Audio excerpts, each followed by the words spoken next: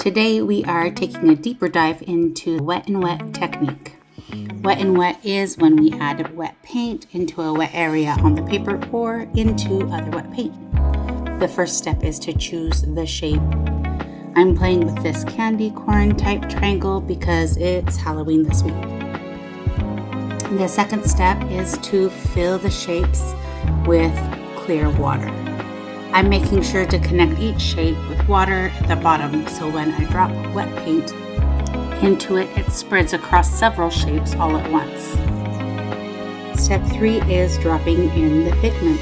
I'm just barely touching the tip of my brush to the shape. To get that layered candy corn look, I'm adding a segment pigment and watching it mix with the first one I laid down. That's wet and wet, but let's add another layer. These candy corns look a little like they are floating in space. So the next step is to give the objects some kind of placement by adding background or context, if you will. When the wet background touches the wet paint of the foreground or the candy corns, it connects the background to the foreground by integrating the colors and creating ambience. Here, these guys seem to have a little bit of a glow.